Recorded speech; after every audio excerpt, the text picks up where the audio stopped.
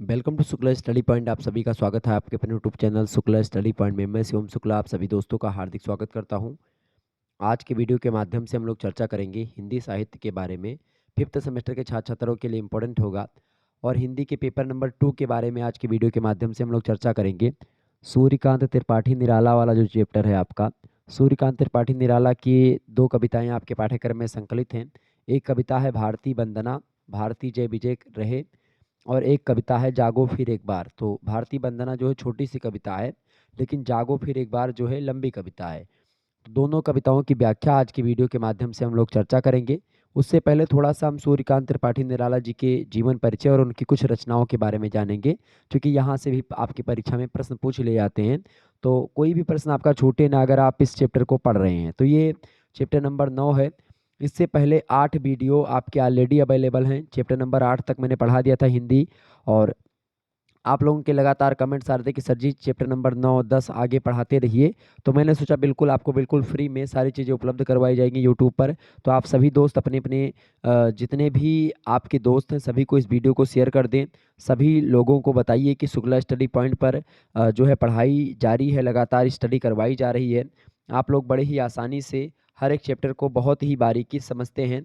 समय थोड़ा सा हो सकता है ज़्यादा लगता है, लेकिन अगर एक बार इस वीडियो को आप देख लेंगे तो दोबारा आपको इस व्याख्या को नहीं समझना पड़ेगा। मतलब सब कुछ आपके समझ में आ जाएगा, और आपकी परीक्षा में जब पूछा जाएगा प्रश्न तो बहुत ही आसान तरीके से आप लोग उन प्रश्नों के उत्तर को देने के योग्य हो सकेंगे। चलिए, भारती बंदना और जागो फिर एक बार कविता, जो कि B fifth semester paper number 2 Hindi साहित्य में आपको पढ़ना है। देखिए, चैप्टर नंबर 9 की अगर बात करें तो सूर्यकांत त्रिपाठी निराला जी के बारे में हमको चर्चा करनी है। कवि परिचय थोड़ा सा हम जानेंगे सबसे पहले। तो अगर देखें, महात्मा कबीर और यानी कबीर दास जो है भक्ति काल जो निर्गुण ज्ञानाश्रयी शाखा के प्रवर्तक माने जाते हैं। कबीर दास के बाद हिंदी साहित्य में अगर कोई व्यक्ति फक्कड़ और निर्भीक व्यक्ति पैदा हुआ है हिंदी साहित्य में, तो वो हुई है महाकवि निराला। क्योंकि महाकवि निराला भी किसी से डरते नहीं थे।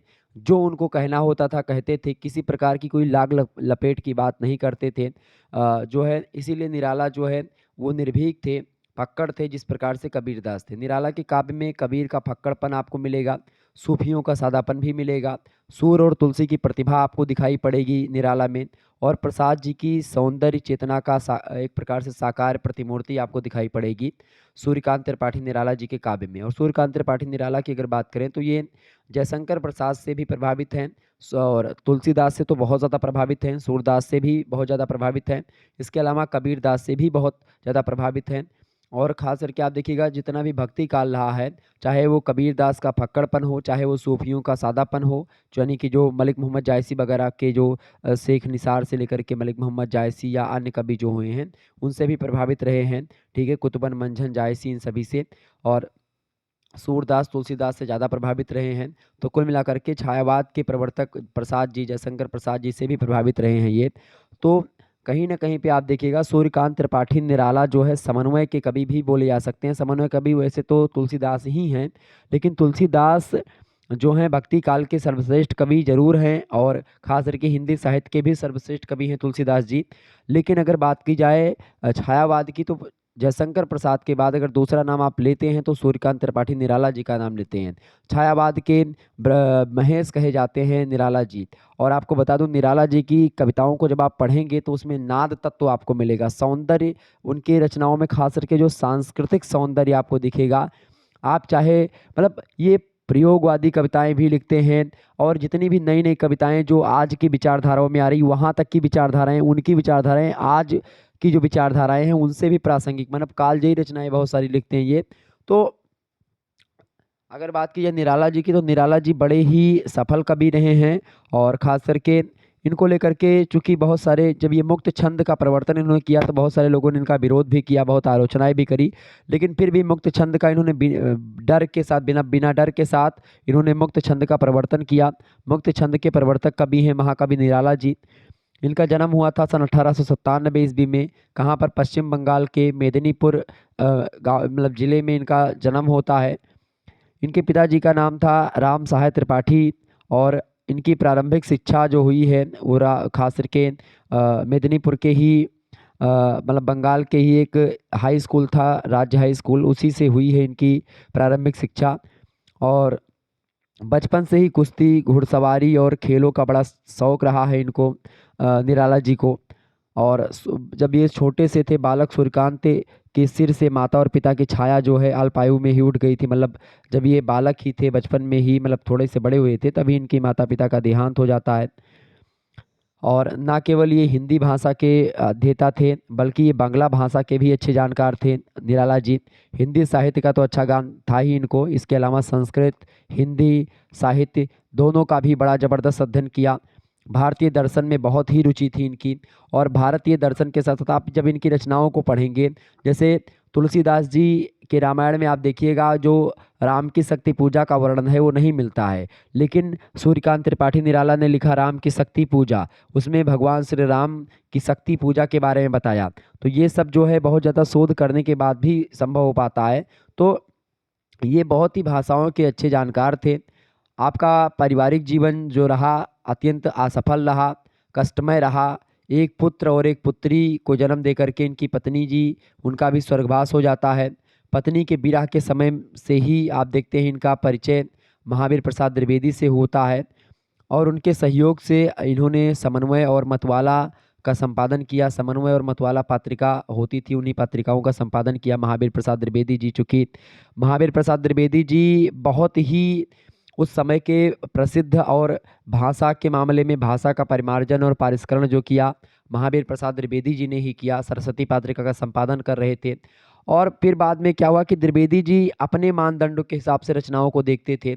चाहे मैथिली शरणगुप्त की रचनाएं रही हों, चाहे अन्य कवियों की रचनाएं रही हों, जितने भी कवियों ने रचनाएं लिखी हैं खास करके द्विवेदी युग में, वो सारी की सारी रचनाएं मानदंड किसके होते थे? महावीर प्रसाद द्विवेदी के। सरस्वती पत्रिका उस समय सबसे फेमस पत्रिका हुआ करती थी, वहीं से रचनाएं प्रकाशित होती थीं, कविताएं प्रकाशित होती थी। तो कई बार क्या हुआ कि निराला जी की कविताएं प्रकाशित भी नहीं हो पाई हैं, चूंकि उनमें महावीर प्रसाद द्विवेदी के मानदंड नहीं थे। तो कभी कभी अनबन भी हुई है दोनों में। लेकिन समन्वय और मतवाला पत्रिका जो है, इसका संपादन जो किया है सूर्यकांत त्रिपाठी निराला जी ने, वो महावीर प्रसाद द्विवेदी के सहयोग से ही किया है। इनकी कविता जो है निराला जी की, जूही की कली, ये काव्य क्षेत्र में एक क्रांति सी ला देती है। क्योंकि जूही की कली जो है, ये सबसे पहली ऐसी कविता है जो कि मुक्त छंद की कविता है। ये हिंदी की मुक्त छंद की पहली कविता है जूही की कली, ये बात ध्यान रखेंगे। और इनको बार बार आर्थिक कठिनाइयों का सामना करना पड़ा निराला जी को। और अगर हिंदी साहित्य में देखें तो किसी कवि को सबसे ज़्यादा दुख जो मिला है, उनमें सबसे ज़्यादा दुख मिला है सूर्यकांत त्रिपाठी निराला जी को।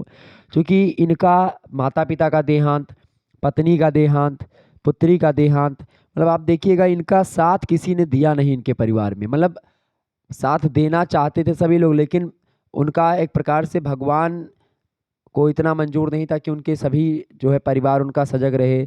आप मतलब पिता, माता, पुत्र, मतलब आप देखते हैं पत्नी, सभी का देहांत होता चला। पुत्री सरोज का देहांत हो जाता है। आर्थिक चिंताओं के बीच ही आप देखते हैं पुत्री सरोज का देहांत हो जाता है। और सरोज को ही याद करके, सरोज के ही बखान में लिखा सरोज स्मृति नामक कविता लिखी, जो कि लंबी कविता है। किसने लिखी? निराला जी ने लिखी। निराला जी कहते हैं कि दुख ही जीवन की कथा रही, क्या कहें आज जो नहीं कही, कन्ये गत कर्मों का अर्पण, कर सकता मैं तेरा तर्पण। मतलब बहुत ज़्यादा दुख इनके जीवन में रहा। दुख और कष्ट से भरे हुए आपके व्यक्तित्व में अहंग की मात्रा बहुत अधिक थी। आप बहुत ही स्पष्टवादी थे। आप किसी की बातों पर एक प्रकार से गौर जरूर करते थे, लेकिन अपनी बातों को भी पुरजोर तरीके से रखते थे। साहित्य और जीवन में निराला स्वामी रामकृष्ण परमहंस और विवेकानंद से बहुत ज़्यादा प्रभावित हुआ करते थे। इनकी कविताएं छायावादी, रहस्यवादी और प्रगतिवादी विचारधाराओं के आधार पर लिखी गईं। 1961 ईस्वी में महाकवि या महाप्राण निराला जी की देहांत हो जाता है, इनकी मृत्यु हो जाती है। और आप देखते हैं कि इन्होंने ना केवल हिंदी साहित्य को, बल्कि आप देखते हैं संपूर्ण साहित्य में क्रांति लाने का काम किया। बहुत ही महत्वपूर्ण भूमिका निभाई इन्होंने। छायावाद में जो नाम निराला का है, वैसा नाम मेरे हिसाब से या तो जयशंकर प्रसाद का है, उसके अलावा और कोई इनके टक्कर में आता नहीं उस समय।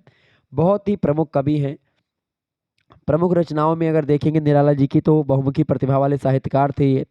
कविता के अतिरिक्त इन्होंने उपन्यास भी लिखे हैं, कहानियाँ भी लिखी, निबंध भी लिखा, आलोचना भी लिखी, संस्मरण भी कई सारे लिखे हैं इन्होंने।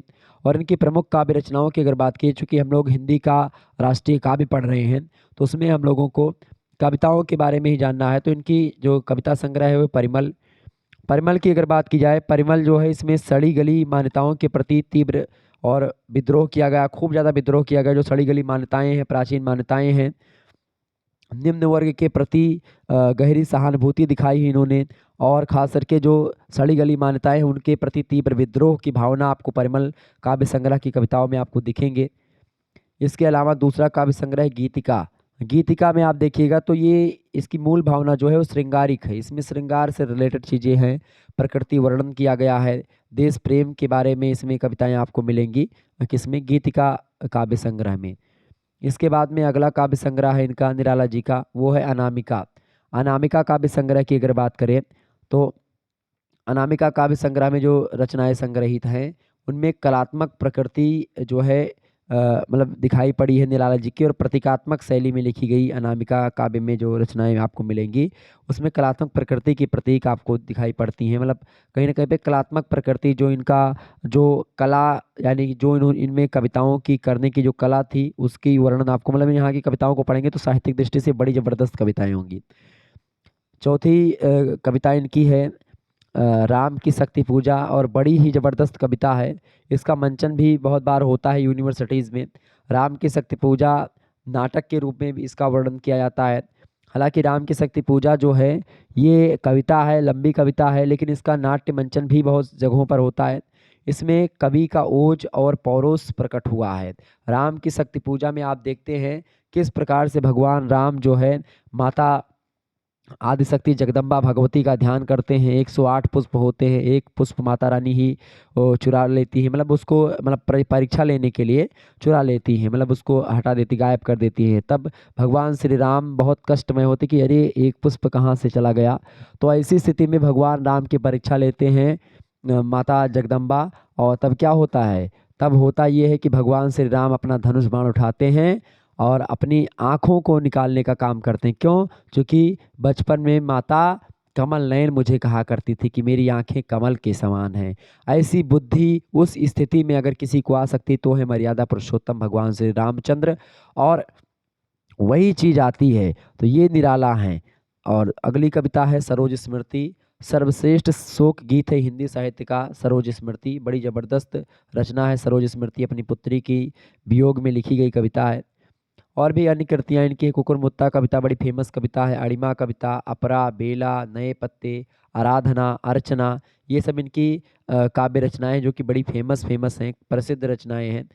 निराला जी की पद्य मतलब गद्य रचनाओं में खास करके लिली, चातुरी, अप्सरा, अलका, प्रभावती, निरूपमा, ये सब इनकी गद्य रचनाएं हैं कुछ जो मैंने आपको बताई। तो ये निराला जी की कुछ कविताओं के बारे में मैंने आपको बताया। अब थोड़ा सा इनकी कविताओं की व्याख्या हम थोड़ा सा देखेंगे और विस्तार से चर्चा करेंगे कि आखिरकार कविताओं की व्याख्या अगर आपसे पूछी जाएगी तो कैसे करेंगे। तो सबसे पहले आपकी कविता है भारती वंदना। भारत भारती जय विजय करे, ठीक है। देखिए, भारती जय विजय करे, ये जो कविता है खास करके इस कविता की बात की जाए तो इसमें भारत की मतलब भारती की वंदना की गई है, माँ सरस्वती की वंदना की गई इसमें। तो संदर्भ में आपको सीधा सा लिखना है कि प्रस्तुत पंक्तियाँ सूर्यकांत त्रिपाठी निराला जी की भारती वंदना से ली गई हैं, ठीक है, बस इतना लिख देना है। प्रसंग में लिखेंगे माँ सरस्वती जी की वंदना हुई है। कविता सबसे पहले एक बार पढ़ते हैं, फिर उसके बाद में इसकी व्याख्या को हम समझते हैं। भारती जय विजय करे, कनक सस्य कमल धरे, लंका पदतल सतदल, गर्ज गोर्म सागर जल, धोता सुच चरण युगल, अस्तौ कर बहु अर्थ भरे, तरु तन वन लता वसन, अंचल में संचित सुमन, गंगा ज्योतिर्जल कण, धवल धार हार लगे, मुकुट शुभ्र हिम तुषार, प्रणव प्राण प्रणव ओंकार, ध्वनित दिशाएं उदार, सतमुख सतरव मुखरे। ये कविता जो है भारती जय विजय करे, ये कविता बड़ी फेमस कविता है। भारती वंदना, माँ सरस्वती की वंदना इसमें की गई है। इसमें कवि कहता है कि भारती जय विजय करे, कवि कहता है कि माँ भारती की जय हो, माँ भारती की विजय हो, हमेशा जीतती रहे माता। सरस्वती या माँ भारती का हमेशा विजय होता रहे, गुणगान होता रहे, उनकी विजय की जीत का डंका जो है चौतरफा बजता रहे, चारों दिशाओं में बजता रहे। कनक सस्य, कनक सोने के समान, सस्य कमल धरे, यहाँ पर है कमल की जो पंखुड़ियाँ होती हैं, चूंकि कहते हैं कि माँ भारती जो हैं वो कमल की पंखुड़ियों में विराजमान हैं, जो कि लंका पददल सतजल गर्ज व्योम सागर जल धोता सुचरण युगल। और माँ भारती की अगर बात की जाए तो श्रीलंका जो कि कई द्वीपों का समूह होता है, लंका पदतल सतदल जो कि कई द्वीपों का समूह है, वो अपनी गर्जना रूपी स्तुति गा करके क्या करता है, भक्तिपूर्ण स्वर से कमल के पत्तों के, कमल के पत्तों के समान क्या करता है, कमल के पत्तों के द्वारा माँ भारती के पैरों को पखाड़ता है, माँ भारती के पैरों को धोता है, धोता सुच चरण युगल, दोनों चरणों को धोता है, युगल माने दोनों चरण, चरण माने जो है पैर, क्या करता है, अपनी जो भीषण गर्जना है समुद्र की, वो समुद्र की गर्जना रूपी स्तुति गा करके भक्तिपूर्ण स्वर में कमल के पत्तों के द्वारा माता भारती के पैरों को पखाड़ता है, समुद्र धोता है, विभिन्न तरीकों से माँ भारती के दोनों चरणों की वंदना करता है। कौन करता है भैया, ये सागर करता है, लंका जो कि उसी सागर के बीच में स्थित है, ठीक है। इस प्रकार से कई द्वीपों का समूह है, तो इस प्रकार से वो सागर क्या करता है, कमल की पंखुड़ियों में भी एक प्रकार से माता जो सरस्वती हैं, माता जो भारती हैं वो विद्यमान हैं, और उन्हीं कमल की पंखुड़ियों से होती हुई कमल के पत्तों के द्वारा माता भारती के पैरों को पखाड़ता है, धोता है समुद्र, और वो दोनों चरणों की प्रार्थना करता है। जो दक्षिण का एरिया है भारत का, उसको चरण यहाँ पर बताया गया है, और उसकी उसी दोनों चरणों को माँ भारती के धोता स्तव कर बहु अर्थ भरे, और माँ भारती जय विजय करे। कभी खास करके यहाँ पर क्या करता है कि हमारे देश की भौगोलिक स्थिति को दर्शाते हुए कहता है कि तरु तण वन लता बसंत, तरु माने पेड़ पौधे जो हैं, वन माने एक प्रकार से वन लता उपवन जो जितने भी हैं, ये सब बसन, बसन माने होता है वस्त्र, तो पेड़ पौधे वन उपवन लताएं ये सब माँ भारती के वस्त्र की तरह माता भारती को लपेटे हुए, जितने भी पेड़ पौधे पृथ्वी पर हैं, जितने भी लताएं हैं, बंवर हैं, उपवन हैं, बगीचे हैं, ये सब माता भारती के क्या हैं, वस्त्र हैं, वस्त्र की तरह लपेटे हुए हैं। वसन माने वस्त्र। अंचल में संचित सुमन, अंचल में संचित सुमन मतलब कि उनका आंचल जो है माँ भारती का, ऐसा प्रतीत होता है मानो वन उपवन के अलग अलग रंग के फूल हों, सुगंधित फूल हों, उनकी सुंदरता एक प्रकार से बढ़ाते हैं। किसकी सुंदरता बढ़ाते हैं, माँ भारती की आंचल की सुंदरता बढ़ाते। संचित सुमन मतलब होता है कि उसी आंचल में ऐसा लगता है जैसे फूलों की कढ़ाई हो गई हो, जैसे फूल जो पृथ्वी पर हैं वो माँ भारती के लगता है कि आंचल पर फूलों की कढ़ाई की गई हो, वो कढ़ाई के रूप में उसी वस्त्र पर जो पेड़ पौधे लता उपवन बगीचे ये सब जो वस्त्र के रूप में माँ भारती के हैं, इन्हीं वस्त्रों पर आप देखते हैं बीच बीच में जो फूल वगैरह हैं वो क्या करते हैं, कढ़ाई के रूप में दिखाई पड़ते हैं। समझ रहे चीज़ों को, तो कढ़ाई के रूप में वो दिखाई पड़ते हैं। जो पुष्प हैं, पेड़ पौधे क्या हैं, वस्त्र हैं माँ भारती के।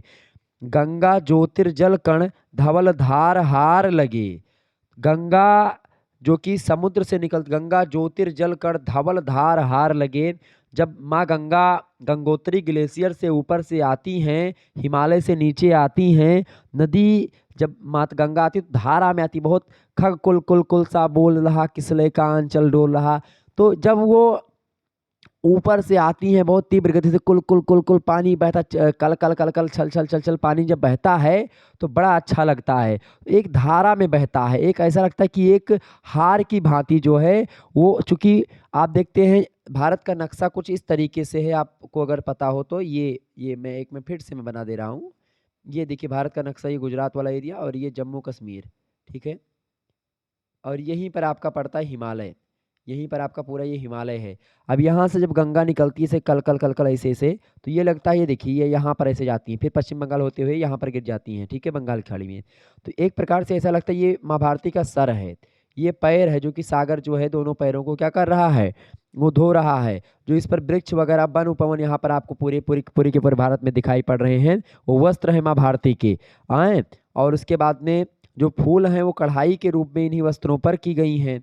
और इसके बाद में जो गंगा नदी बहती है हिमालय से होकर के, ठीक है, वो क्या है, गंगा ज्योतिर्जल कण धवल धार हार लगे। जो गंगा की जो धारा है जो तीव्र गति से नीचे आती है, वो ऐसा प्रतीत होती है कोई दिव्य और अलौकिक बर्फ से या बर्फ के समान या बर्फ जैसा सफेद एक प्रकार से मोतियों का हार, सफेद मोतियों का हार लग रही गंगा, चूंकि ये गले के पास से होकर के गुजर रही हैं, तो ऐसा लग रहा है माँ भारती का एक हार है, सफेद मोतियों का हार पहने माँ भारती जो है दिव्यमान दिव्य स्वरूपा हमारे समक्ष प्रस्तुत हो रही हैं।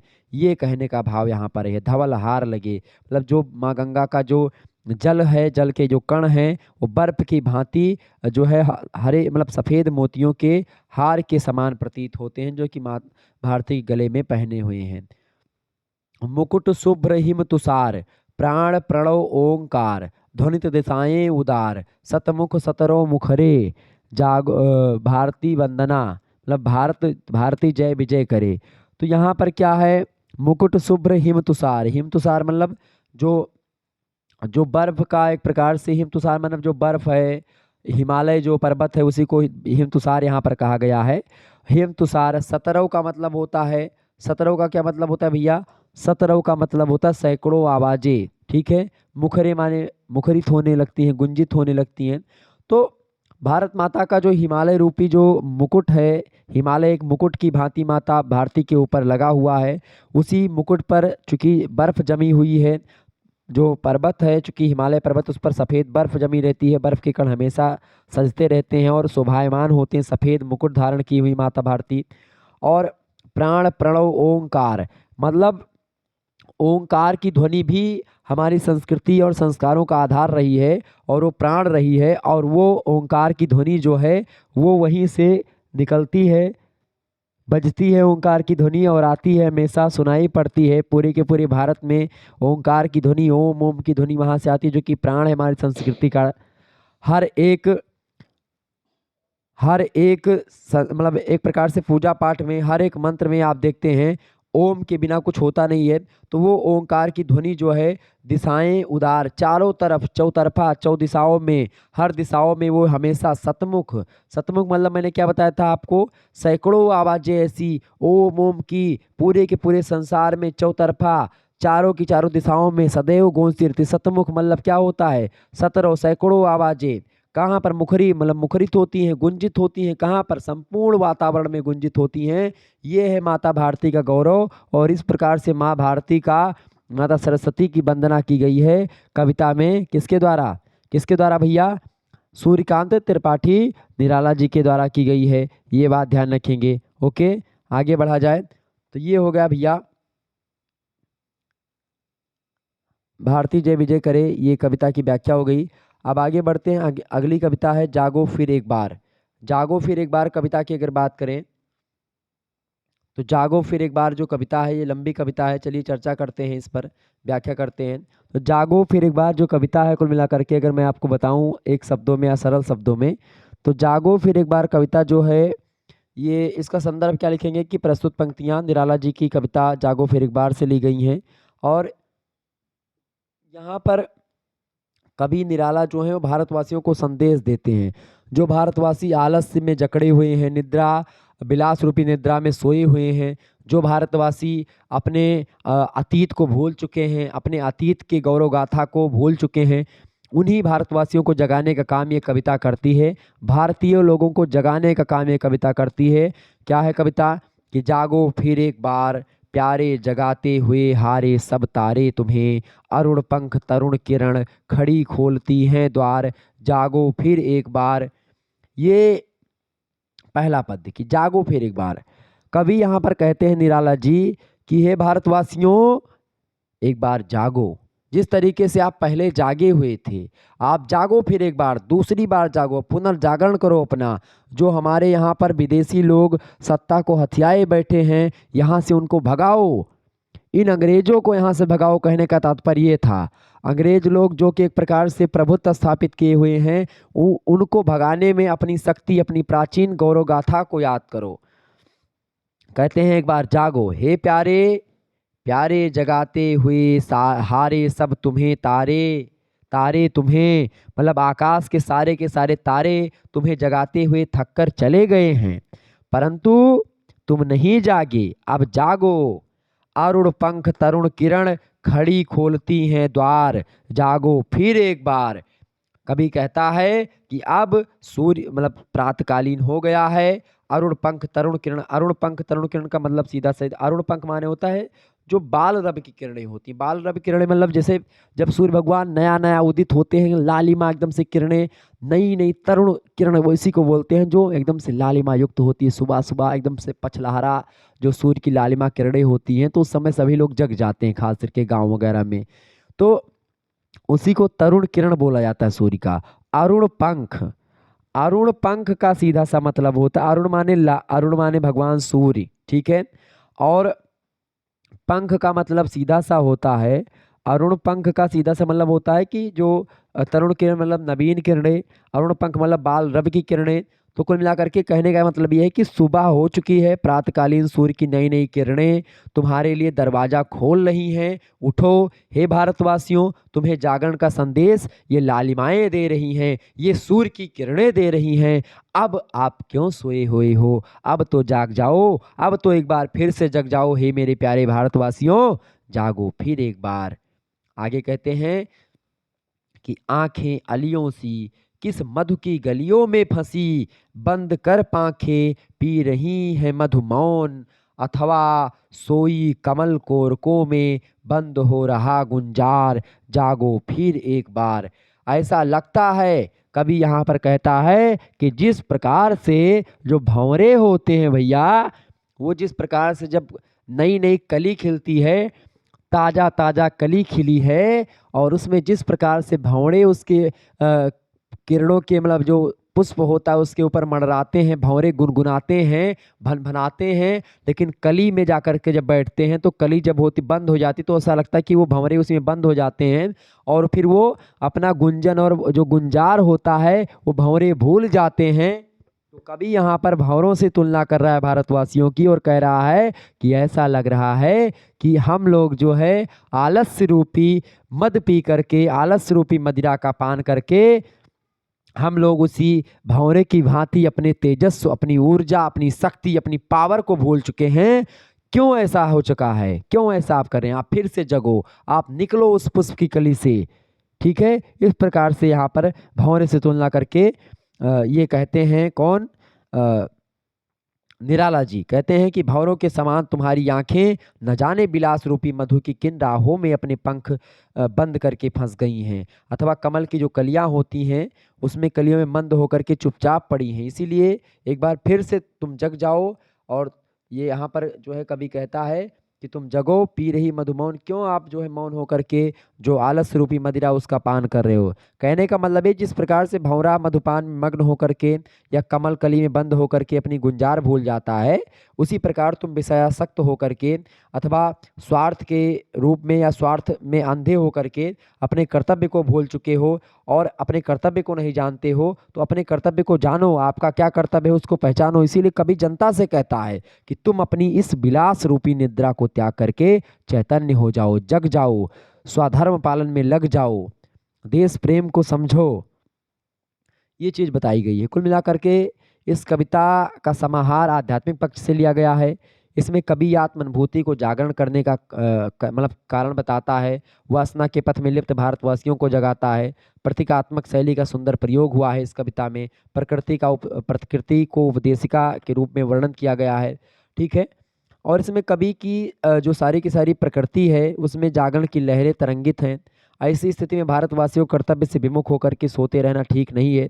इस कविता की रचना जो की गई थी 1918 में की गई थी, और उस समय जो है लोकमान्य तिलक जी और लाला लाजपत राय जी, ये सब जो है राष्ट्रीय नेताओं के रूप में स्वतंत्रता आंदोलन से जुड़े हुए थे, और लगातार एक प्रकार से लड़ रहे थे, राष्ट्रवाद की बात कर रहे थे। उसी समय कविता लिखी जाती है 1918 में, ठीक है। आगे देखिए कविता। अस्ताचल चले रवि शशि छवि विभावरी में चित्रित हुई है देख, यामिनी गंधा जागी एकटक चकोर कोर दर्शन प्रिय, आशाओं भरी मौन भाषा बहुभावमयी घेर रहा चंद्र को चाव से, शिशिर भार व्याकुल कुल खुले फूल झुके हुए आया कलियों में मधुर मध यौवन उभार, जागो फिर एक बार। अस्ताचल चले रवि, अस्ताचल चले रवि का मतलब क्या होता है? अस्ताचल चले रवि का मतलब हो गया कि भाई सूर्य जो है वो ढल करके मतलब एकदम से बैठने की ओर है। अभी सूर्य के उगने की बात की गई थी, अब सूर्य के ढलने की बात की जा रही है कि भाई दिन और रात ऐसे बीत रहे हैं। सूर्य ढल करके अस्ताचल पर्वत की ओर अस्त हो गया है। और शशि छवि विभावरी में, शशि माने चंद्रमा, मतलब जो चंद्रमा है वो रात्रि में जो चांदनी है उसकी शोभा को एक प्रकार से देख करके जो छवि है खास करके चंद्रमा की, जो चंद्रमा शीतलता प्रदान करते हैं और चंद्रमा के साथ ही साथ जो तारे गण हैं, नक्षत्र जो हैं वो आकाश में शोभायमान हो रहे हैं। चांदनी जो एक प्रकार से जो मधुर मधुर चांदनी जो शीतलता प्रदान करती है उसको देख करके जो फूल हैं खास करके चित्रित हुई है, देख यामिनी गंधा जागी। यामिनी गंधा मतलब रजनीगंधा का एक फूल होता है जो कि रात्रि में बड़ा सुशोभित होता है। और जब चांदनी होती है चंद्रमा की तो उसमें बड़ा एकदम से खिल उठता है। तो यहाँ पर बताया गया कि यामिनी गंधा का फूल जो है, रजनीगंधा का जो फूल है वो भी चंद्रमा की किरणों को देख करके जाग चुका है, वो भी अपने पूर्ण यौवन में आ चुका है, पूर्ण तरीके से फूल चुका है। वो यामिनी गंधा का फूल, रजनीगंधा का फूल भी फुला चुका है। एकटक चकोर कोर दर्शन प्रिय, जो चकोर पंछी होते हैं, ठीक है, वो क्या करते हैं, चकोर पंछी जो है, क्योंकि चकोरों की पंक्तियां जो है, चकोर बड़े कई सारे पंछियों मिला करके इकट्ठा होकर के टकटकी लगाए हुए चंद्रमा की किरणों को, चंद्रमा की चांदनी की ओर देख रहे हैं, चंद्रमा को देख रहे हैं, क्योंकि चंद्रमा को अपना प्रियतम जानते हैं। तो प्रियतम चंद्रमा की ओर देख रहे हैं चकोर पंछी, और अनेक भावों से ओतप्रोत उनकी आशाएं मौन भाषा में अपने आप को अभिव्यक्त करती हैं। बड़े चाव से चारों ओर एकटक चंद्रमा को देख रही हैं। उनकी आशाओं भरी मौन भाषा बहुभावमयी घेर रहा चंद्र को चाव से, बड़े चाव के साथ चंद्रमा को देख रही हैं। इस प्रकार से चकोर पंछी भी चंद्रमा की तरफ आशा करे हुए बैठे हुए हैं, चांदनी को देख रहे हैं किस प्रकार से एक प्रकार शीतलता प्रदान कर रही है। और इस प्रकार से चूंकि अपना प्रियतम समझते तो अभी मिलन होगा, अभी मिलन होगा, इस आस में बैठे हैं। शिशिर भार व्याकुल कुल खुले फूल झुके हुए आया कलियों में मधुर मध उर यौवन उभार जागो फिर एक बार। कभी कहता है कि ओस ओस की जो बूंदें हैं उनके भार से व्याकुल होकर के सारे फूल जो हैं, शिशिर भार, शिशिर माने जो ओस की बूंदें, शिशिर ऋतु इस समय चल रही है, शरद ऋतु, तो इसके बाद में शिशिर आएगी। शिशिर ऋतु में क्या होता है कि जब ओस की बूंदें गिरती हैं, शीत ऋतु होती है, शीत की बूंदें गिरती हैं, तो क्या होता है उसी शीत के भार से व्याकुल है कौन, कुल खुले हुए झुके फूल, मतलब जो खुले हुए फूल होते हैं उसमें जब शीत की बूंदें भर जाती हैं तो एक प्रकार से जो फूल होते हैं एकदम से झुक जाते हैं, खुल जाते हैं पूरा का पूरा, और झुक जाते हैं क्योंकि उस पर जो ओस की बूंदें हैं उनका भार है, उन्हीं से व्याकुल होकर के सारे फूल खिल करके नीचे की ओर झुक जाते हैं। आया कलियों में मधुर मद उर यौवन उभार, और कलियों में क्या हो गया है, कलियां जो हैं अपने हृदय में यौवन का उभार कलियों के आ चुका है, मतलब कलियां भी एक प्रकार से उत्तेजनापूर्ण मादक वातावरण से खिल उठी हैं, कलियां पुष्प बन चुकी हैं। और इस प्रकार से जब ऐसा मोटिवेशनल वातावरण है, प्रेरक वातावरण है इस समय, ठीक है, इन्वायरमेंट मोटिवेशनल है, इस मोटिवेशनल इन्वायरमेंट में आप देखें कि कलियां खिल चुकी हैं, फूल और खिल चुके हैं, फूल झुक चुके हैं, ठीक है, ऐसी स्थिति में चकोर चंद्रमा को देख रहे हैं कि अभी मिलन होगा, इस प्रकार से आशा लिए हुए बैठे हैं, ठीक है। और चंद्रमा एक प्रकार से चांदनी को छिटका रहे हैं। तो इस प्रकार के वातावरण में, मोटिवेशनल वातावरण में, इस प्रकार से प्रेरक वातावरण में अगर कोई व्यक्ति सो रहा है तो मूर्ख ही तो होगा।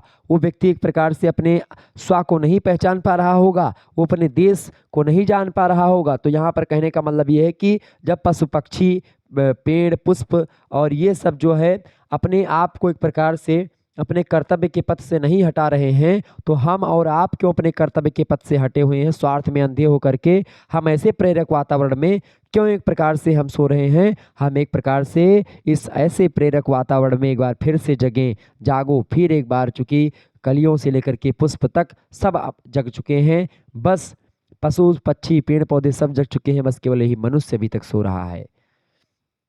आगे देखिए अगली पंक्तियां हैं, पीऊ रव पपीहे प्रिय बोल रहे, सेज पर बिरह बिदग्धा बधू, याद कर बीती बातें रातें मन मिलन की, मूंद रही पलके चारु नयन जल ढल गए, लघुत्तर कर व्यथा भार, जागो फिर एक बार। पीऊ रव पपीहे प्रिय बोल रहे, प्यूरो पपीहे, प्यूरो मतलब होता है पीपी की आवाज़, जो पपीहे हैं वो पीपी की आवाज़ निकाल रहे हैं, ठीक है। विरह विदग्धा का मतलब होता है कि विरह से दुखी व्यक्ति, ठीक है। वो एक प्रकार से पपीहे जो हैं वो यहाँ पर क्या है प्रसंग में कि कवि विरहिणी के माध्यम से संपूर्ण दुखों से मुक्ति के लिए आत्म जागरण की प्रेरणा देता है, मोटिवेशन देता है। पपीहे पीऊ पीऊ की बाणी बोल रहे हैं। और विरह से दुखी जो बधू है, विरह से जो दुखी एक प्रकार से बधू है, वो अपनी जो सैया है, सैया मतलब जो लेटने का स्थान होता है, सेज जो होता है, कहते नहीं कि सेज, सेज समझ रहे होंगे, एक गाना है उसमें, ना सेज तेरी सजाऊंगी, आपने सुना होगा, गोविंदा की पिक्चर का गाना है। तो सेज माने होता है एक प्रकार से बिस्तरा, सेज माने होता है जिस पर पति और पत्नी जो है एक प्रकार से लेटते हैं, वो बिस्तरा उसको बोलते हैं। जब एक लोग उस पर नहीं रहते हैं, जैसे कोई पति या पत्नी में से अलग हो जाता है, तो ऐसी स्थिति में वधू है कि उसका पति घर में नहीं है और उसी सेज को एक प्रकार से उसी पर वो पड़ी हुई है, उसी पर लेटी हुई है और अपने प्रियतम के साथ रात्रि में मिलन की जो अच्छी अच्छी बातें थी, जो भूतकाल में बीत चुकी बातें हैं, जो उसके प्रियतम के साथ बिताई हुई उस सेज पर बातें हैं, उसको ध्यान करती है, उसके याद करती, पिछली बातों को याद करती है। याद कर बीती बातें रातें मन मिलन की, जब वो जो साथ थी, वो पति और पत्नी साथ हुआ करते थे उसी सैया पर, उसी सेज पर, तो वो बातों को याद करती है। वो बधू जो नववधू है वो याद करती है अपनी सुंदर मतलब बातों को याद करती है, पिछली मिलन की बातों को याद करती है और अपनी सुंदर आंखें बंद किए हुए पड़ी है, मूंद रही पलके चारू, मतलब वो अपनी पलकों को मूंदे हुए और उसी सेज पर पड़ी हुई है। पति की याद करते करते क्या करती है, पलकें चारु नयन जल ढल गए, मतलब याद करते करते उतने आंसू उसके बह चुके हैं और कि एक प्रकार से इतने आंसू उसके गिर चुके हैं कि अब उसके आंसू ही नहीं बचे हैं और इससे उसकी जो व्यथा है वो भी अब कम हो चुकी है। यहाँ पर कहने का मतलब ये कि नयन जल ढल गए लघुत्तर कर व्यथा भार, मतलब उसकी जो व्यथा, उसकी जो विरह का भार था वो आंसुओं के माध्यम से गिर गए। कहा जाता है कि रोने से जो दुख होता है वो हल्का हो जाता है, विरह जो होता है वो कम हो जाता है। तो इसीलिए यहाँ पर ये उदाहरण दिया गया निराला जी के दुख के द्वारा, क्योंकि निराला जी के जीवन में बड़ी दुख रहा है और उसी दुख को कहीं ना कहीं पे वो जानते हैं। तो पति की याद में जो वो वधू है सुंदर, या जो नववधू है, वो आंखों से उसके इतने आंसू बह चुके हैं कि उसकी जो विरह व्यथा है वो कुछ कम हो गई है। और जब इस प्रकार से हो गया कि भाई जो एक बिरहड़ी है वो भी एक प्रकार से अब रोना बंद कर दी है, तो तुम भी अपने विगत को स्मरण करके संपूर्ण दुखों से मुक्ति पा करके जग जाओ, अपने अतीत को याद करो। क्योंकि जब वो जो नववधू है अपने अतीत को याद करती है, अपने जो मिलन के दिन हैं उनको याद करती है, तो खुशी होती है, ठीक है, रोती जरूर है लेकिन फिर उसको आनंद की अनुभूति होती है उसी में, जब वो पुरानी बातों को याद करती है। अब आप में से सभी लोग ये मत सोचिएगा कि अब जा कर के रोने लगेगा रात में कि जो है हमारा भी ऐसे हो गया था तो फिर हम रो लेंगे तो हमारा दुख हल्का हो जाएगा, रोइएगा जा कर के रात में अपने घर में लेकिन क्या होता है कि बहुत सारे आजकल के युवाओं को मैं देख रहा हूँ इतना ज़्यादा परेशान है कि जिसका कोई जवाब नहीं। तो उसको लेकर के बिल्कुल दुखी मत होइए, किसी भी बात को लेकर के एक बात पर टिके रहेंगे अगर, तो फिर चाहे वो किसी प्रकार के प्रेम की बात हो, चाहे किसी प्रकार के स्नेह की बात हो, या घर के ही लोगों की बात हो। देखते हैं आप, व्यक्ति की जब मृत्यु हो जाती है तो कुछ दिनों तक लोग रोते हैं, फिर उसके बाद में भूल जाते हैं। तो ऐसी स्थिति में क्या होता है कि भाई देखिए, ये शरीर जो है नश्वर है, इसका कोई अता पता नहीं, कब कोई चला जाए कोई ठिकाना नहीं है। जब तक जी रहे हो हंस खेल के जी लो। और फिर क्या है कि भाई एक दिन सबको चले जाना है, तो उसको लेकर के आप ज़्यादा मतलब लड़ाई झगड़ा या इस प्रकार की चीज़ें मत करें जिससे किसी की आत्मा को दुखी मतलब दुख पहुँचे। तो लघुत्तर कर व्यथा भार, मतलब उसका जो व्यथा भार है वो कम हो चुका है। तो ऐसी स्थिति में जब बिरहड़ी जो है अपने दुख को भूल चुकी है, वो सुख के पल को याद करके और एक प्रकार से रोती है और उसकी व्यथा कम हो जाती है। ऐसी स्थिति में जब हम अपने अतीत को याद करेंगे, अपनी गौरव गाथा को याद करेंगे, तो हमारे अंदर भी क्या आएगी, पावर आएगी, मोटिवेशन आएगा। ठीक है, ये चीज़ बता रहे हैं। जागो फिर एक बार। आगे कविता कहती है कि सा हृदय समीर जैसे पोछो प्रिय नयन नीर शयन शिथिल बाहें भर स्वप्निल आवेश में आतुर और वसन मुक्त कर दो सब सूप्ति सुखोन्माद हो छूट छूट अलस फैल जाने दो पीठ पर कल्पना के कोमन ऋतु कुटिल प्रसार कामी केश गुच्छ तन मन थक जावे मृद सुरभि सी समीर में बुद्धि बुद्धि में हो लीन मन में मन जी में जी एक अनुभव बहता रहे उभय आत्माओं में कब से मैं रही पुकार जागो फिर एक बार।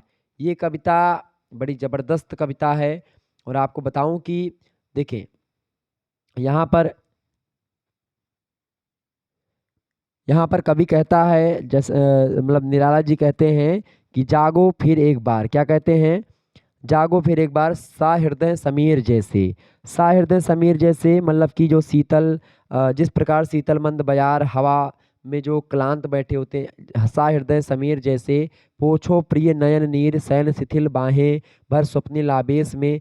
जैसे कोई जब थका हारा व्यक्ति, उसको क्लांत बोलते हैं, तो जो कोई थका हारा व्यक्ति जो है वो बैठा होता है एकदम से मतलब कि काम करके कोई व्यक्ति जो है थका बैठा हुआ है, जब उसको शीतल हवा लगती है तो बहुत अच्छा लगता है। कभी गर्मियों में जब पसीना हो आपके और फिर हवा लग जाए तो देखिए कितना मज़ा आता है। तो कोई क्लांत उदास मन को शांति प्रदान करती है, वो कौन करती है, शीतल मंद हवा करती है। तो वही बात यहाँ पर बताई जा रही है कि जिस प्रकार शीतल और मंद हवा क्लांत उदास मन को शांति प्रदान करती है, उसी प्रकार तुम भी अपने आंसुओं को पोंछ करके स्वस्थ मन हो जाओ। तुम जो एक प्रकार से अपनी जो है दुख को याद कर रहे हो उसको भूल जाओ। सोने से शिथिल बनी हुई अपनी भुजाओं को स्वप्निल आवेश से भरकर अपने व्याकुल हृदय पर से वस्त्र हटा दो और आतुर उर बसन मुक्त कर दो। सब सुप्ति सुखोन्माद हो छूट छूट अलस फैल जाने दो पीठ पर कल्पना से कोमन। मतलब कि आप अपने वस्त्र को, जो व्याकुल हृदय है आपका, उससे हटा दो, मतलब व्याकुलता को अपने भगा दो, जिससे मन की सुप्तावस्था सुखोन्माद में परिवर्तित हो जाए। जिस प्रकार से अभी मैंने नववधू के बारे में बताया था। तो इस कथन की व्यंजना यह है कि तुम अपनी चेतना पर पड़े हुए निष्क्रियता के इस भार को दूर करके चैतन्य हो जाओ, जग जाओ। दिव्य अनुभूति जो है उसको, उसके द्वारा मानवता में जागृति उत्पन्न होगी। इससे मोह निद्रा सुखानुभूति में परिवर्तित होगी। अगर आप जो है उठोगे तो कल्पना से कोमन ऋतु कुटिल प्रसार कामी केस गुच्छ तन मन थक जामे। तो कल्पना के समान सदा बढ़ते रहने वाले सीधे टेढ़े बालों के समूह को आलस्य से छूट कर पीठ पर फैल जाने दो। जो एक प्रकार से जो आपके अंदर आलस्य, जो कुटिल जो चीज़ें या जो भी गलत चीज़ें हैं उसको आप त्याग दो और नए राह पर आगे बढ़ो। जब नए राह पर आगे बढ़ोगे तुम इस प्रकार तन्मय होकर के रति क्रीड़ा करो कि तुम्हारे तन और मन दोनों थक जाएं। इस प्रकार से ऐसा करो कि जो आपका कामी केस गुच्छ है वो फैल जाए आपकी पीठ पर, तन मन थक जाएं आपके, मृदु सुरभ सी समीर में बुद्धि बुद्धि में हो लीन हो जाए, मन मन में लीन हो जाए और जी जी में लीन हो जाए। एक अनुभव बहता रहे उभय आत्माओं में, कब से कर रही पुकार जागो फिर एक बार। मतलब अपने आलस्य को त्याग दोगे,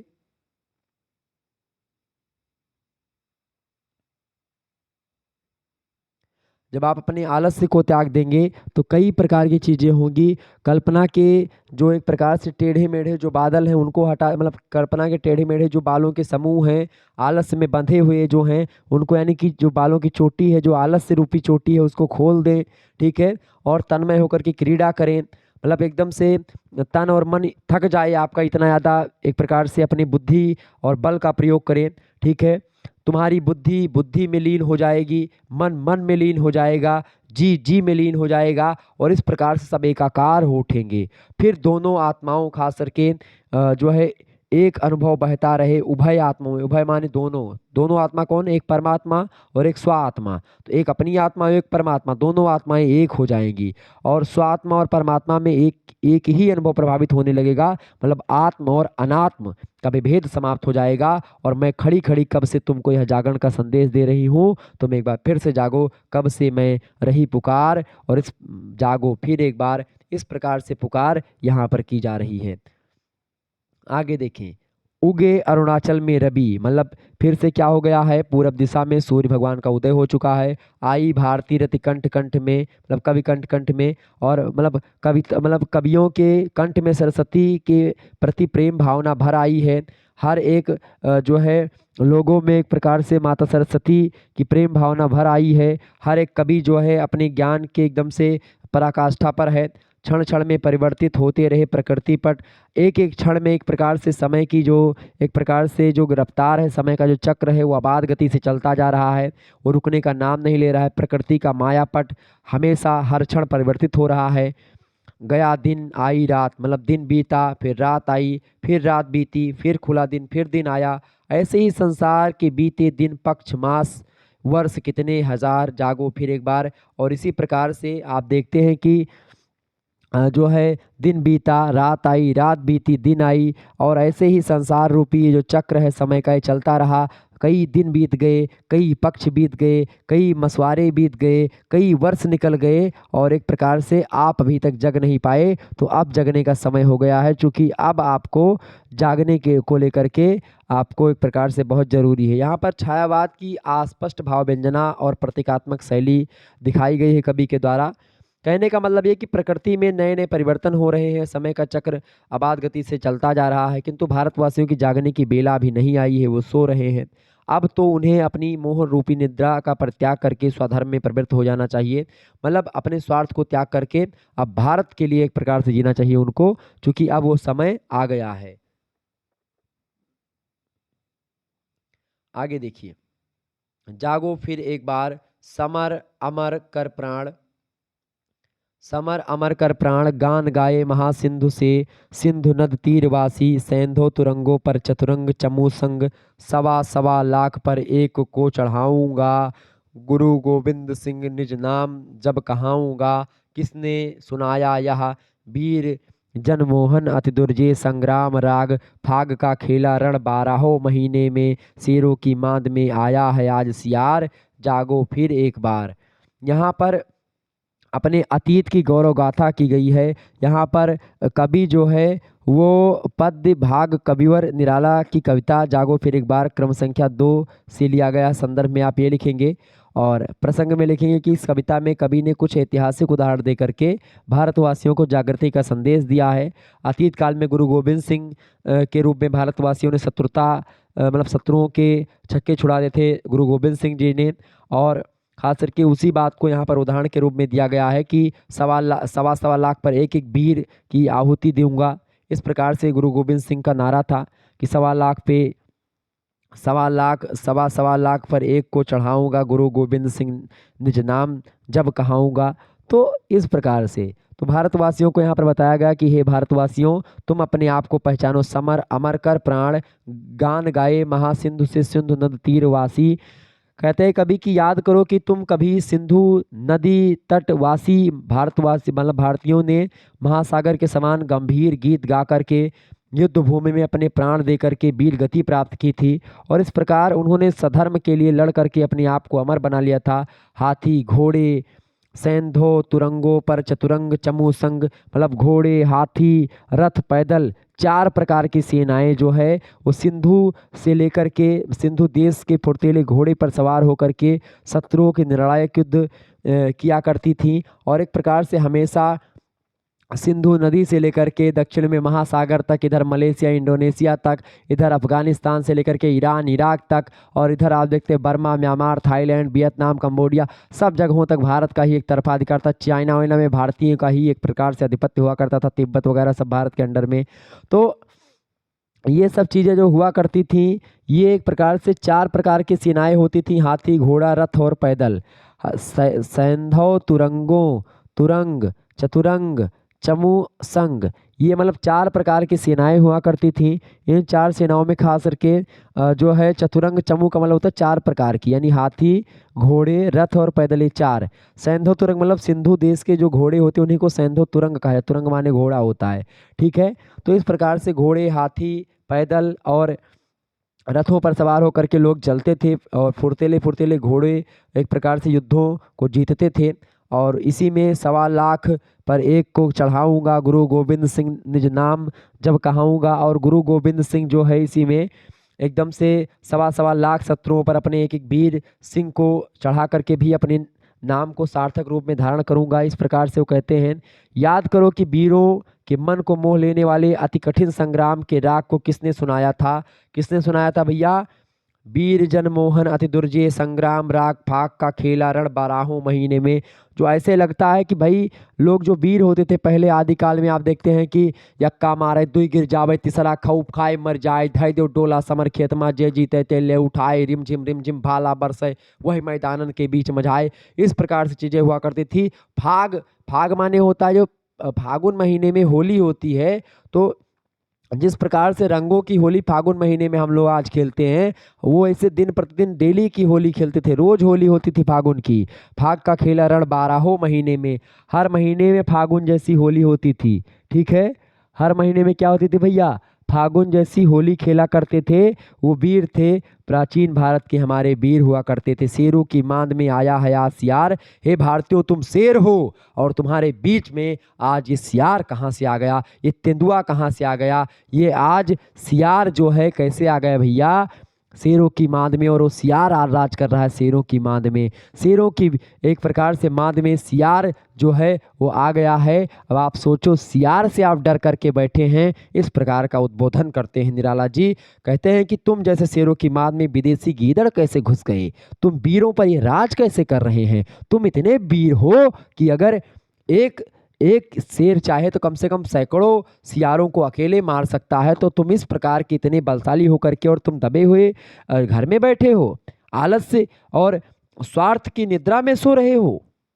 तुमको तो आगे बढ़ करके अपने राष्ट्र सेवा के प्रति अपने प्राणों का न्यौछावर कर देना चाहिए, आगे बढ़ना चाहिए। राष्ट्र प्रेम, देशभक्ति की भावना जिसमें न निज गौरव न निज देश का अभिमान है, वो नर नहीं है, पशु निरा है और मृतक समान है।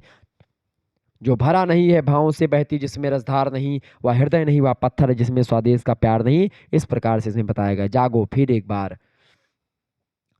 यहाँ पर खास करके उपमा और अनुप्रास अलंकार का प्रयोग किया गया था और खास करके उदाहरण दिया गया है गुरु गोविंद सिंह के पराक्रम का। ठीक है, और जो कि भारत के अतीत गौरव और ओजस्वी भाषा के एक प्रकार से गुरु गोविंद सिंह के भी दोहे आपने पढ़े हैं, तो वो भी कवि रहे थे। ठीक है, आगे देखिए, सत श्री अकाल। सत श्री अकाल आप देखते हैं जो गुरु गोविंद सिंह वगैरह बोलते थे, क्या बोलते थे? सत श्री अकाल एक नारा होता है सिखों का। तो सत श्री अकाल भाल अनल धक धक कर जला, भस्म हो गया था काल, तीनों गुण ताप त्रय अभय हो गए थे तुम मृत्युंजय व्योम को।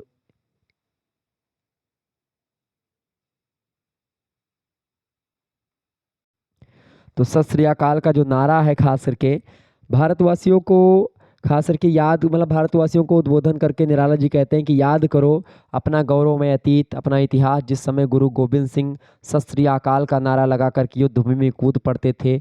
और जब वो कूदते थे तब क्रोध से भर करके उनके मस्तक से शत्रुओं को जलाने वाली आग निकलती थी। ऐसा जान पड़ता था कि आग निकल रही है उनके मस्तक से, मतलब उनका मस्तक शिव के तीसरे नेत्र के समान शत्रुओं पर आग बरसाने वाला होता था। भाल अनल धक धक धक धक कर जला, भस्म हो गया काल। ऐसा लगता है कि जिस प्रकार से भगवान जब शंकर अपना तीसरा नेत्र खोलते थे, ऐसा लगता था गुरु गोविंद सिंह जी युद्ध कर रहे हैं।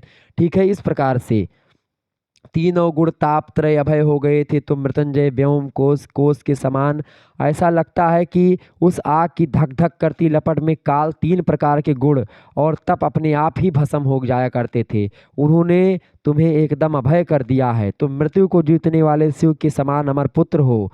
हे भारतीयों तुम उठो, मृत्युंजय व्योम कोस के समान अमृत संतान तीव्र, तुम अमर हो गए हो। मृत्युंजय मंत्र होता है त्र्यंबकम यजामहे सुगंधिम पुष्टिवर्धनम उर्वारुकमिव बंधनात् मृत्युर्मोक्षमामृतात् भूर्भुवः स्वः तत्सवितुर्वरेण्यं भर्गो देवस्य धीमहि धियो यो नः प्रचोदयात्। ये दोनों गायत्री मंत्र और शंकर भगवान का जो मंत्र है, दोनों को मिला देंगे तो मृत्युंजय महासंजीवनी मंत्र बनता है। ठीक है, और इसी मंत्र से जो शुक्राचार्य थे और राक्षसों को जीवित करवा दिया करते थे। ठीक है, तो उसी मृत्युंजय मंत्र भगवान शंकर का है। तो मृत्युंजय व्योमकोश के समान अमृत संतान तीव्र, तुम एकदम से अमर संतान हो। तुम उस भारती की संतान हो जो मरने वाली नहीं है। तो मृत्यु को जीतने वाले शिव के समान अमर पुत्र हो। ठीक है, तुम योग साधना में कथित 7 आवरणों को काट भेद कर आए हो। उस मृत्यु लोक से ऊपर उठ करके तुम एक प्रकार से आए हो, जहाँ साधना का अंतिम केंद्र 1000 पंखुड़ियों वाला कमल स्थित है, वहां से तुम आए हो। मतलब कि तुम एकदम से पूर्ण मुक्ति के लिए आए हो। तुम्हारा लक्ष्य है मोक्ष की प्राप्ति, और अगर कोई व्यक्ति वीर गति को प्राप्त होता तो उसकी मोक्ष की प्राप्ति होती है। कुल मिलाकर के भेद कर सप्तावरण मरण लोक शोकहारी पहुँचे थे वहाँ जहाँ आसन है सहस्त्रसार। तो कहने का मतलब ये है कि अपनी वीरता की साधना से तुमने कभी मृत्यु तक को भी जीत लिया था। अपने अतीत और गौरव को याद करके फिर से जागो। तुम वो शुक्राचार्य हो जो कि एक प्रकार से, तुम वो राजा बलि हो जो कि मरने के बाद में फिर जीवित हो जाते हो। तुम वो शुक्राचार्य जिनके पास ये ताकत है कि जो मरे हुए व्यक्ति को जीवित कर सकता है। तुम वो एक प्रकार से लक्ष्मण हो जो मृत संजीवनी से फिर से जीवित हो जाते। तुम वो हनुमान हो जो एकदम से कहाँ लंका और कहाँ हिमालय, यहाँ तक आकर के रात्रि इतने समय में पहुँच सकते हो। तो इस प्रकार से अतीत के गौरव को याद करके यहाँ पर जगाने का काम है। यहाँ पर विपसा और उपमा अलंकार का प्रयोग किया गया है, और कवि ने काव्य के माध्यम से योग शास्त्र क्रीड़ाओं का बड़ा ही भव्य वर्णन किया है। यहाँ पर इन पंक्तियों में आगे बढ़ते हैं। सिंह की गोद से छीनता रे शिशु कौन, मौन भी क्या रहती वह रहते प्राण रे अजान। भला शेरनी की गोद से उसकी संतान को छीनने की हिम्मत कौन कर सकता है। सिंह की गोद से छीनता रे शिशु कौन, मतलब ऐसा कौन हो सकता है कि जो शेरनी के गोद से किसी उसके बच्चे को छीन ले जाए। इसकी इतनी हिम्मत किसी को नहीं हो सकती है। अगर कोई उसकी गोद से उसके बच्चे को छीनने आता है, मौन भी क्या रहती वह रहते प्राण रे अजान। एक मेष माता ही रहती है निर्मेष दुर्बल, वह छीनती संतान जब जन्म पर अपने अभिशप्त तप्त आंसू बहाती। किंतु क्या योग जन जीता है, पश्चिम की युक्ति नहीं गीता है स्मरण करो बार बार जागो। फिर एक बार आप देखते हैं कि कदापि अगर कोई व्यक्ति उसकी संतान को छीनने जाएगा, संतान को प्राण रहते छीनने नहीं देगी वो शेरनी। वो एकदम से उसको जो है, अगर वह तो एकदम से आप देखें कि अगर कोई व्यक्ति किसी के संतान को छीनने जाएगा तो वही मार डालेगा उसको। लेकिन आप देखो वो भारत जो थे वो शेर के साथ पंजे मिलाकर के खेलते थे, सिंह से बाहें मिलाकर खेलते थे, ठीक है। तो दांतों को गिनते गिनते थे शेरों के। तो एक प्रकार से कोई भी माता जो होगी वो अपनी संतान को छीनते देखती नहीं रहेगी। वो अपने पुत्र वियोग व आजीवन गर्म और दुखपूर्ण आंसू बहाकर झेलती रहती है, और खास करके लेकिन वो अपने पुत्र को एकदम से मरने नहीं देगी अपने जब तक जीती रही, कोई भी माता हो, ठीक है। तो यही चीज बताई गई है। पश्चिम की उक्ति कोई नहीं है, योग्य जन जीता है। पश्चिम की कोई उक्ति नहीं है, गीता है स्मरण करो बार बार। यहाँ पर निराला जी गीता की उक्ति को कि संसार में योग्य अर्थात समर्थ व्यक्ति ही जीवित रह सकता है, यह पश्चिम की कोई उक्ति नहीं है, बल्कि गीता की योग सार तत्व है कि भाई जो एकदम सबल है, जो योग्य है वही जीता है, वही आगे बढ़ेगा। जो समर्थ होगा, राजा का बेटा ही राजा होगा। ये गीता का सार तत्व बताया गया है, ये पश्चिम से नहीं आया कोई शब्द है। याद करके एक बार फिर से अपना व्यक्तित्व को पहचानो और गीता के महत्व को समझो, और अपने जो धर्म ग्रंथ हैं उनकी शक्ति को पहचानो, ठीक है। क्योंकि हम उस शेरनी की भांति है जिसके रहते उसके बच्चे को कोई छीन नहीं सकता है। तो जब शेरनी या कोई भी माता, मैं कहता हूँ कोई गीदड़ के बच्चे को छीन करके आप दिखाओ, किसी भी चीज़ के बच्चे को आप पकड़ने जाओगे तो वो मोर के बच्चे को आप पकड़ के दिखाओ या किसी के बच्चे को आप पकड़ के दिखाओगे, मतलब मोर क्या, आप दुनिया मोर के बच्चे, मतलब मोर का एक पंख आप निकाल नहीं सकते, राष्ट्रीय पक्षी है वो। कभी भी प्रयास भी मत करिए कोई भी व्यक्ति, मोर अपना राष्ट्रीय मतलब पक्षी है। और आपको बता दूं कि अभी मोर वाला कोई कांड हुआ था, उसमें आप देखेंगे सजा भी हुई है शायद। तो किसी भी माता के बच्चे को अगर आप उठाने जाएंगे, चाहे वो समर्थ उतना ना हो, लेकिन वो एकदम से आपको बहुत ज़्यादा मतलब एकदम से मतलब अटैक ऐसे करेगी आपके ऊपर, चाहे जो भी पंछी हो। आप कबूतर के बच्चे को उठाइए अभी जा करके देखें तो आप देखो कैसे आपके ऊपर जो है वो झपटती है। मतलब अपने प्राण रहते वो माता कोई बच्चा हो वो आपको ले नहीं जाने देगी, अपने अंडे को, अपने बच्चे को। जब तक उसके प्राण हैं तब तक वो लड़ती रहेगी, ठीक है। इस प्रकार से पक्षियों में जब विश्वास है तो हम, और जो है मेष माता, यहाँ पर एक शब्द आया था, मेष माता का मतलब होता है भेड़ की माता भी, ठीक है। तो कोई भी हो, मेष माता ही रहती निर्मेष दुर्बल, व छीनती संतान जब जन्म पर अपने अभिषेक तप्त आंसू बहाती है। किंतु क्या योग्य जन जीता है।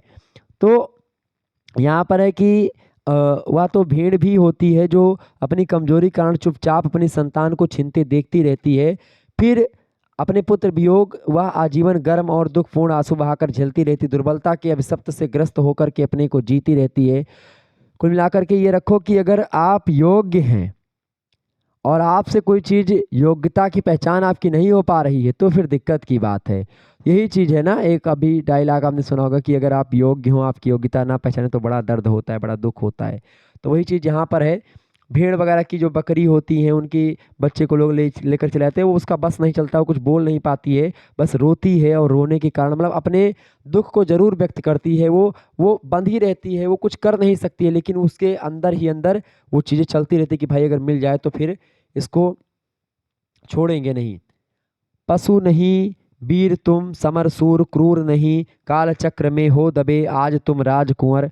यहाँ पर कवि कहता है कि हे भारतवासियों, याद रखो तुम पशु नहीं हो जो चुपचाप दूसरों के अत्याचार सहन कर लोगे। तुम भेड़ नहीं हो, तुम बकरी नहीं हो कि तुम्हारे बच्चे को कोई काटता रहेगा और तुम देखते रहोगे। ठीक है, तुम वीर हो जो कि अत्याचार का सामना करने में समर्थ हुआ करते हैं, और जो समर्थ हैं अगर वो बैठे हैं तो फिर वो बेकार है, उनका जीवन धिक्कार है उस पौरुष को जो कि एक प्रकार से अपने संस्कृति की अपने देश की रक्षा के लिए नहीं उठता। उस पौरुष को धिक्कार है, उस शौर्य को धिक्कार है जो शौर्य अपने देश प्रेम के लिए को लेकर के सजग ना हो, अपने देश प्रेम के लिए आगे ना बढ़ता हो, देश राष्ट्र के लिए अपने आगे ना बढ़ता हो। ठीक है, तो समर सूर क्रूर नहीं, काल चक्र में हो दबे आज तुम राजकुंवर समर सरताज। पर क्या है सब माया है मुक्त हो सदा तुम, सदा ही तुम बाधा विहीन बंध छंद ज्यों डूबे आनंद में सच्चिदानंद रूप महामंत्र ऋषियों का अणुओं परमाणुओं में फेंका हुआ। तुम हो महान, तुम सदा हो महान, है नश्वर यह दीन भाव कायरता, काम परता ब्रह्म हो तुम, पद रज भर भी है नहीं पूरा विश्व, यह विश्व भार जागो फिर एक बार। तो ये एक प्रकार से कहने का मतलब ये है कि तुम पशु नहीं हो, तुम वीर हो, तुम समरसूर हो, तुम क्रूर नहीं हो, तुम्हारे अंदर समर्थ है और तुम्हारे अंदर तुम तो युद्ध विद्या में निपुण हो, देश के तेजस्वी राजकुमार के संतान हो, तुम समर सरताज हो। तो तुम फिर क्यों एकदम से दबे हुए हो, तुम क्यों एकदम से, यहाँ पर राजाओं पर व्यंग किया गया है और कभी एकदम से राजाओं की संतानों पर जो एकदम से चुप बैठे हैं, अंग्रेजों की गुलामी कर रहे हैं, उन पर तीक्ष्ण व्यंग है। कहता है तुम तो युद्ध विद्या में निपुण हो, तुम देश के तेजस्वी राजकुमार हो, फिर तुम क्यों ऐसे बैठे हुई हो। आज काल के चक्र ने अवश्य तुम्हें और तुम्हारी सारी शक्तियों को दबा लिया है, नहीं तो मात्रा वर्ण और गति यदि आदि के बंधनों से रहित मुक्त छंद के समान सब प्रकार के बंधनों से मुक्त अर्थात स्वतंत्र हो जाओ। जिस प्रकार निराला यहाँ पर अपने मुक्त छंद का भी समर्थन करते हैं, तो यहाँ पर समर सरताज पर क्या है, सब माया है, सब माया है, मुक्त हो सदा ही तुम, बाधा विहीन बंद छंद ज्यों डूबे आनंद में सच्चिदानंद रूप। तुम एकदम से अपने आप को स्वतंत्र कर रहे हो, अपनी अध्यात्म साधना के कारण तुम सत्य स्वरूप ब्रह्मा में लीन रहने वाले हो, तुम ऋषियों के कण कण में व्याप्त हो, इन शब्दों का स्मरण करो, तुम सर्वदा से महान हो। तुम में जो कायरता और सांसारिक विषय वासनाएं इस समय आ गई हैं उनको त्यागो, तुम महा मंत्र ऋषियों की संतान हो, अणुओं परमाणुओं में फेंका हुआ तुम हो महान, तुम सदा हो महान, तुम सदा से महान हो, अभी भी महान हो। बस आलस रूपी निद्रा आपको घेरे हुई है, आलस रूपी मद का आप पान कर लिए हो, उसी को त्यागो। है नश्वर यह दीन भाव कायरता, काम परता ब्रह्म हो तुम ही ब्रह्म हो, साक्षात ब्रह्म का रूप हो तुम अपने आप को पहचानो। इस दृष्टि से यह सारा विश्व तुम्हारे पैरों की धूल से अधिक महत्व नहीं रखता है। अपने इस गौरव और महत्व को पहचान कर एक बार फिर से जागो। हे भारतवासियों, तुम फिर से जागो, तुम्हारे अंदर इतनी पावर है कि तुम समस्त अंग्रेजों को यहाँ से भगा सकते हो, सबको यहाँ से धूल चटा सकते हो। इस प्रकार की जो है बात निराला जी यहाँ पर कहते हैं कविता के माध्यम से कि पद रज भर भी नहीं पूरा यह विश्व भार। तुम्हारे सामने ये एकदम से संसार जो है ये किसके समान है, पैरों की धूल से भी अधिक महत्व नहीं रखता पूरा का पूरा संसार। तुम अगर चाह लो तो अपने इस गौरव और महत्व को पहचानो, अगर तो फिर से एक बार जग जाओ और यहाँ से इन विदेशियों को यहाँ से भगाओ और जागो। फिर एक बार ये कविता उन्मेष करती है, उद्घोष करती है, आवाहन करती है लोगों को जागने का, लोगों को आगे बढ़ने का, लोगों को अपनी एकदम से स्वतंत्रता दिलाने का। ये हैं निराला जी, और इस प्रकार से निराला जी ने अपनी कविताओं के माध्यम से भारत के अंदर ओज की भावना भरी और लोगों को जगाने का काम किया। और कवि ने आध्यात्मवाद का सहारा लेकर के भारतवासियों को अपने को पहचानने और जागृति का पवित्र संदेश दिया है। अद्वैतवाद के माध्यम से मानव महत्व को प्रतिपादन करने का भी स्पष्ट गुणगान किया है यहाँ पर निराला जी ने। निराला जी को मिलाकर के यहाँ पर भारत के लोगों में जो कायरता आ गई है, जो काम परकता आ गई है, जो वासना के पुट आ गए हैं, जो चीज़ें आ गई हैं, उसको यहाँ से मतलब उसको ख़त्म करने की बात, जो एक प्रकार से आलस रूपी मद का पान करके जो एकदम से मदमस्त हो चुके हैं, उनको जगाने का काम कवि करता है। तो इस प्रकार से आप लोगों ने समझा निराला की कविता। निराला कविता कौन सी भाई, इस कविता के बारे में हम समझ जागो फिर एक बार और भारतीय बंधन, दोनों कविताओं की व्याख्या हो चुकी है। अब अगली वीडियो जो आएगी चैप्टर नंबर 10 की, उसमें हम माखनलाल चतुर्वेदी की कविता है उसको समझेंगे। पुष्प की अभिलाषा छोटी सी कविता है 4-5 लाइनों की, और एक कविता है जवानी, थोड़ी लंबी कविता, तो उसकी व्याख्या भी हम देखेंगे। तो इस प्रकार से अगली जो वीडियो होगी जल्दी आएगी। चलिए फिर मिलते हैं नेक्स्ट वीडियो में, तब तक के लिए जय हिंद जय भारत। आप सभी का बहुत बहुत धन्यवाद हमारे साथ जुड़ने के लिए। इसी प्रकार से अपना प्यार हमेशा बनाए रखिएगा। Good night, I love you, बहुत बहुत धन्यवाद। तो ये कविता आप लोग बड़ी ध्यान से पढ़ लीजिएगा, एक बार फिर से वीडियो देख लीजिएगा, सारे डाउट आपके क्लियर हो जाएंगे, सब कुछ आपको समझ में आ जाएगा। धन्यवाद, मिलते हैं नेक्स्ट वीडियो में, तब तक के लिए जय हिंद जय भारत। आप सभी का बहुत बहुत धन्यवाद। Good night, I love you.